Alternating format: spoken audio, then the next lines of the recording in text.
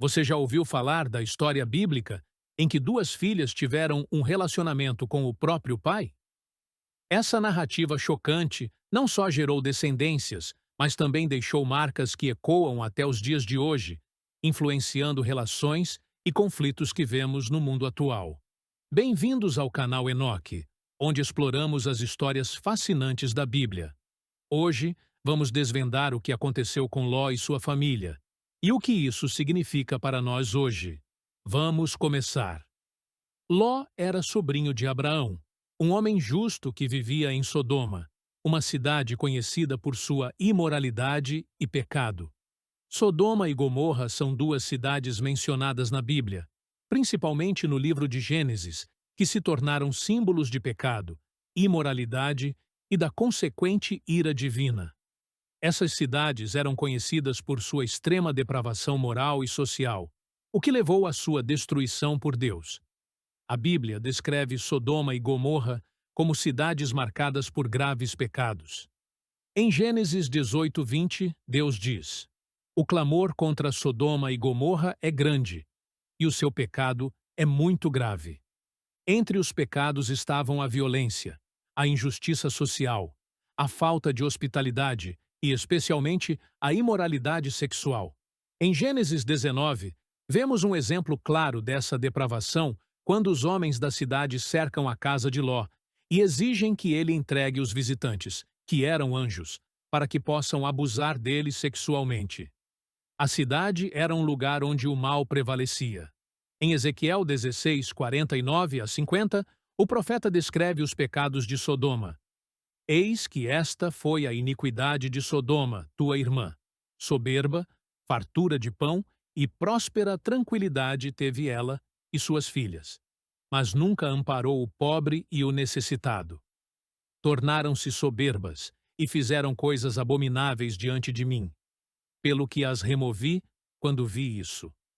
Isso mostra que, além da imoralidade sexual, também havia orgulho, egoísmo e negligência para com os mais vulneráveis.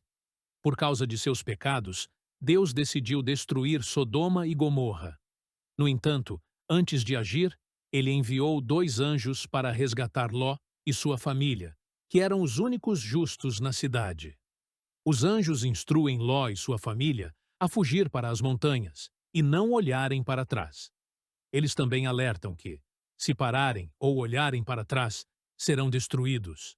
Em Gênesis 19, 24 a 25, a Bíblia relata: "Então, o Senhor fez chover enxofre e fogo, da parte do Senhor, sobre Sodoma e Gomorra, e destruiu aquelas cidades, e toda a campina, e todos os moradores das cidades, e o que nascia da terra." Durante a fuga, a esposa de Ló desobedece à ordem e olha para trás, para Sodoma. Imediatamente, ela é transformada em uma estátua de sal. Gênesis 19, 26 diz: "Mas a esposa de Ló olhou para trás e se transformou numa coluna de sal." Após a destruição de Sodoma e Gomorra, Ló e suas 2 filhas se refugiaram em uma caverna. Temendo que não houvesse mais homens para se casar com elas, as filhas de Ló tomaram uma decisão extrema. Embebedaram o pai e tiveram relações com ele. Dessa união nasceram 2 filhos, Moabe e Ben-Ami, que se tornaram os antepassados dos Moabitas e dos Amonitas, povos que frequentemente entraram em conflito com Israel. Esses povos, descendentes de Ló, tiveram um papel significativo na história bíblica, muitas vezes como adversários de Israel. Mas o que isso significa para nós hoje? Como as escolhas de uma família, há milhares de anos, ainda impactam o mundo moderno? Esses povos frequentemente entraram em conflito com os israelitas, especialmente durante o período dos juízes e reis de Israel. Eles eram vistos como adversários e, em alguns casos, como inimigos declarados.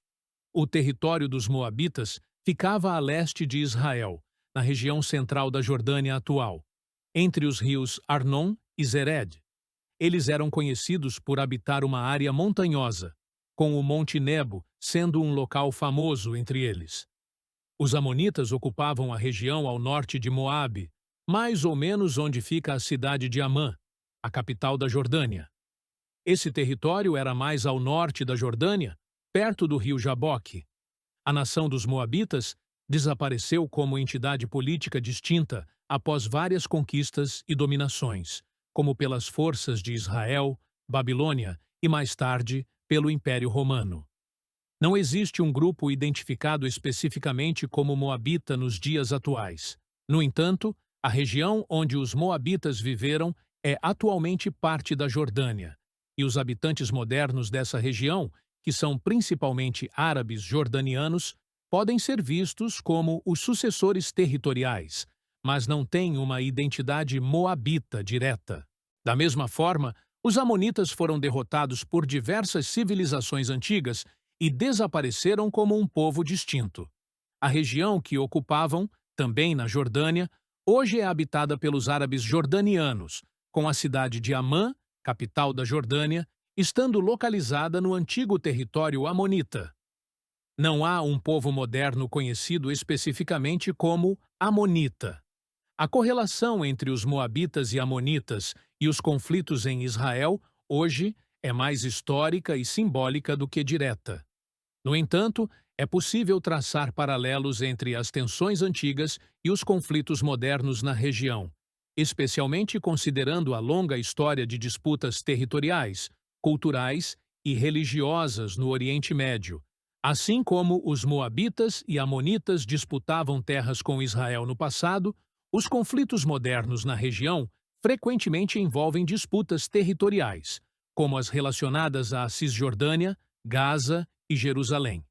Os moabitas e amonitas adoravam deuses pagãos, como Quemós e Moloque, e isso gerava conflitos religiosos com os israelitas. Hoje, as tensões entre Israel e seus vizinhos também têm um componente religioso significativo, envolvendo judeus, muçulmanos e cristãos. A história de conflitos entre Israel e seus vizinhos remonta a milhares de anos. Embora os moabitas e amonitas não existam mais como povos distintos, o legado de hostilidade e disputas na região persiste. Alguns estudiosos e teólogos veem os moabitas e amonitas como símbolos de inimigos de Israel ao longo da história. Essa simbologia pode ser aplicada a grupos ou nações que se opõem a Israel hoje. A história de Ló e suas filhas nos ensina sobre as consequências de nossas escolhas, especialmente quando agimos por medo ou desespero. Também nos lembra da importância de confiar em Deus, mesmo em situações extremas. As ações de Ló e suas filhas tiveram repercussões que duraram gerações, mostrando como nossas decisões podem influenciar não apenas nossas vidas, mas também as vidas de muitos outros. Se você gostou deste vídeo, não se esqueça de curtir, compartilhar e se inscrever no canal Enoque para mais histórias bíblicas. Deixe nos comentários o que você aprendeu com a história de Ló. Lembre-se, a Bíblia está cheia de histórias que podem transformar nossas vidas. Continue conosco nesta jornada de descoberta e fé. Até o próximo vídeo.